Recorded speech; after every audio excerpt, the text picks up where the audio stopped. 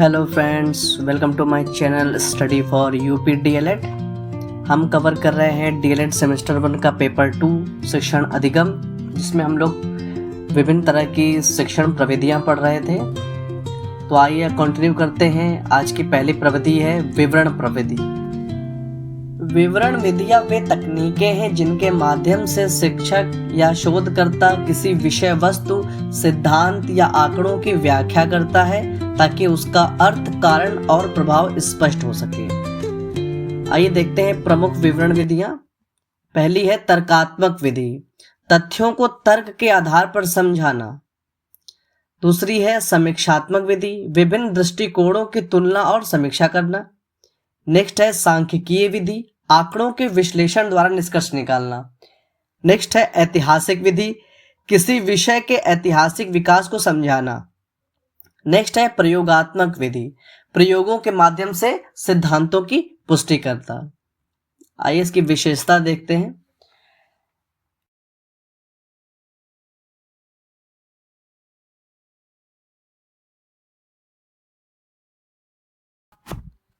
इसकी विशेषता है कि विषय की गहराई से समझ प्रदान करती है, तर्क और प्रमाण आधारित होती है, छात्रों की चिंतन क्षमता को बढ़ाती है, संबंधों की पहचान में सहायक होती है, सैद्धांतिक और व्यावहारिक ज्ञान को जोड़ती है।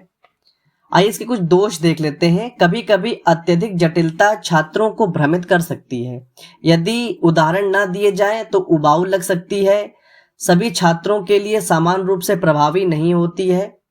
सभी छात्रों के लिए यह अलग अलग तरीके से प्रभाव डालती है। समय की अधिक आवश्यकता होती है। शिक्षक की व्याख्या क्षमता पर भी निर्भर करती है।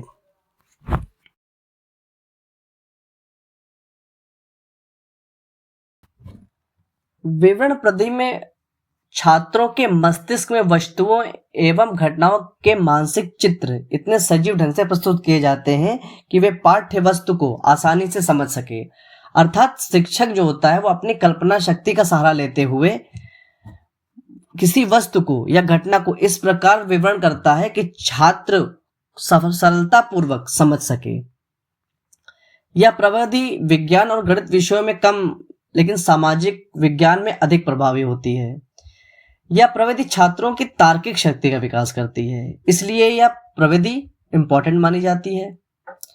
इस प्रविधि की सबसे बड़ी कमी यह है कि इसके प्रयोग के लिए विशेष दक्षता आवश्यक है, अन्यथा शिक्षक विवरण को तार्किक क्रम में प्रस्तुत नहीं कर सकता है।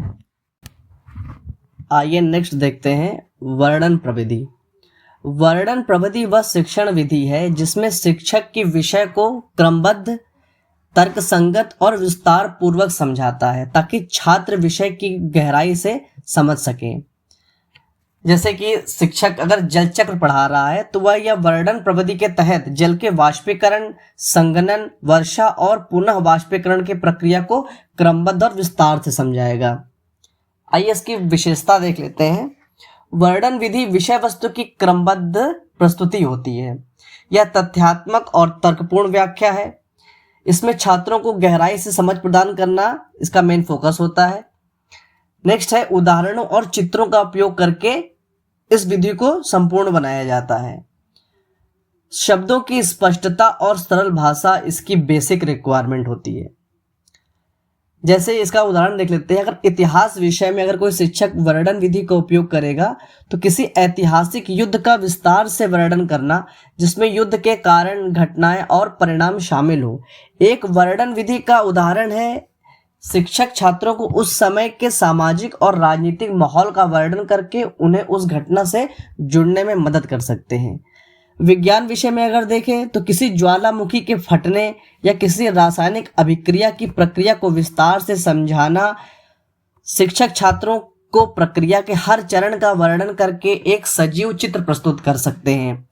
भूगोल विषय में किसी नदी, पर्वत या मरुस्थल के बारे में बताते हुए उसके आकार, रंग और स्थान का तथ्यात्मक विवरण देना, यह छात्रों को उस भौगोलिक इकाई की एक वास्तविक छवि को समझने में मदद करता है। वर्णन विधि के दोष, इसमें एक तरफा संप्रेषण होता है, छात्र निष्क्रिय रह सकते हैं। यह एक तरह का कह सकते हैं कि शिक्षक केंद्रित विधि होती है। इसमें शिक्षक ही अपनी बातों को कहता है, अपने तथ्यों को या अपने टॉपिक को समझाता है। बच्चे जो होते हैं उसमें सिर्फ श्रोता बन के रह जाते हैं।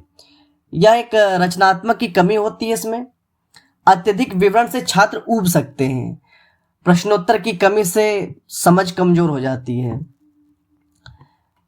फ्रेंड्स, शिक्षण विधि की यह जो शैली है वर्णन विधि, इसमें चित्र मॉडलों द्वारा भ्रमण करके प्रयोग द्वारा इस प्रविधि को प्रयोग करते समय भाषा शैली स्तर आदि का ध्यान रखना जरूरी है। शिक्षण की इस प्रविधि में शिक्षक को विषय वस्तु को विस्तार पूर्वक प्रस्तुत करना होता है ताकि छात्रों को पाठ अच्छी तरह से समझ आए। अगर आप इसको अच्छे से नहीं पढ़ाएंगे तो छात्र बोर होने लगेंगे, कुछ तो सोने ही लगेंगे उस क्लास में। इसलिए बहुत ही इम्पोर्टेंट है कि इस वर्णन शैली में टीचर को अपनी जो व्याख्यात्मक शैली है उसका प्रदर्शन करना पड़ता है। मुझे लगता है कि आप लोग विवरण प्रविधि में और वर्णन प्रविधि में कंफ्यूज हो गए हैं, इसलिए आइए चलते हैं इसका अंतर देख लेते हैं इसके कुछ। तो अगर उद्देश्य के आधार पर देखें तो विवरण विधि का उद्देश्य होता है अर्थ, कारण और निष्कर्ष निकालना। वर्णन विधि का उद्देश्य होता है जानकारी देना और समझाना। अगर भाषा शैली की बात करें तो विवरण प्रविधि विश्लेषणात्मक और तर्कपूर्ण होती है, अपितु वर्णन विधि तथ्यात्मक और क्रमबद्ध तरीके से पेश करी जाती है। छात्र की भूमिका देखें तो विवरण विधि में सोचने और प्रश्न करने की प्रेरणा मिलती है। वर्णन विधि में सुनने और समझने की प्रक्रिया होती है। शिक्षक की भूमिका को देखें तो मार्गदर्शक और विश्लेषक होती है हमारी ये विधि, विवरण विधि। और जो वर्णन विधि होती है वह सूचना दाता और प्रस्तुतकर्ता की तरह काम करता है शिक्षक इसमें। उपयुक्तता अगर देखें तो हमारी विवरण विधि उच्च स्तर की समझ के लिए होता है और जो वर्णन विधि है वह प्रारंभिक जानकारी देने के लिए जरूरी होता है। कुछ और भी इसके अंतर हैं कि जैसे कि विवरण प्रविधि संक्षिप्त होता है, वर्णन प्रविधि विस्तृत और दीर्घ होता है।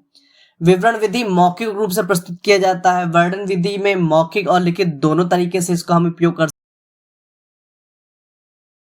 आशा करता हूं कि आपको ये दोनों अंतर क्लियर हो गए होंगे। आइए नेक्स्ट देखते हैं व्याख्यान प्रविधि, लेक्चर मेथड। यह एक पारंपरिक लेकिन प्रभावी शिक्षण विधि मानी जाती है। इसमें शिक्षक विषय वस्तु को भाषण के रूप में प्रस्तुत करता है और छात्र उसे सुनते हैं और समझते हैं और उसके नोट्स बनाते हैं। यह एक तरह की बहुत पारंपरिक विधि है।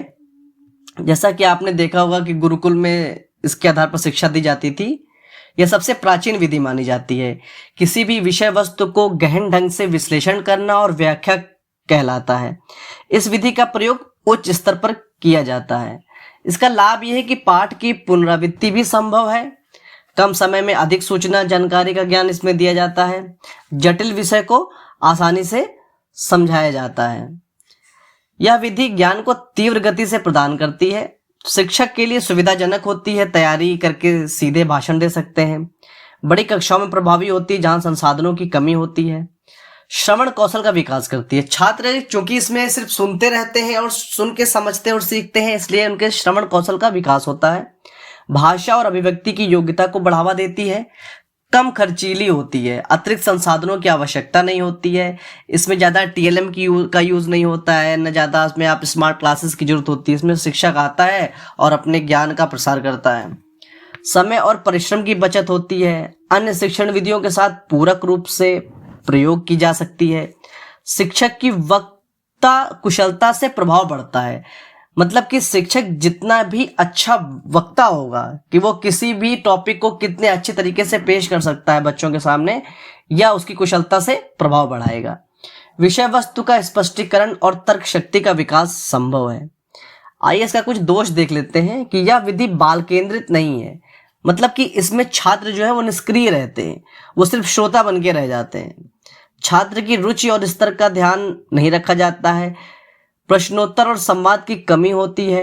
रटने की प्रवृत्ति को बढ़ावा देती है, जो कि हमारे चाइल्ड साइकोलॉजी के हिसाब से या निगेटिव एस्पेक्ट में मानी जाती है।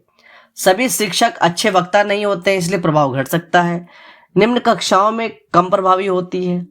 कक्षा का वातावरण सजीव नहीं बन पाता। इसमें एक ही व्यक्ति है जो फ्रंट पे बोलते जा रहा है, सामने जो बच्चे बैठे हुए हैं वो बस एक निर्जीव के समान बैठे हैं, सिर्फ श्रोता बन करके। इसलिए इसका ये जो वातावरण है वो सजीव नहीं बन पाता है। छात्र केवल सूचना ग्रहण कर्ता बन जाते हैं, सक्रिय भागीदारी नहीं होती है। तो फ्रेंड्स, ये हमारे कुछ इंपॉर्टेंट शिक्षण प्रविधियां थी। 2-3 और शिक्षण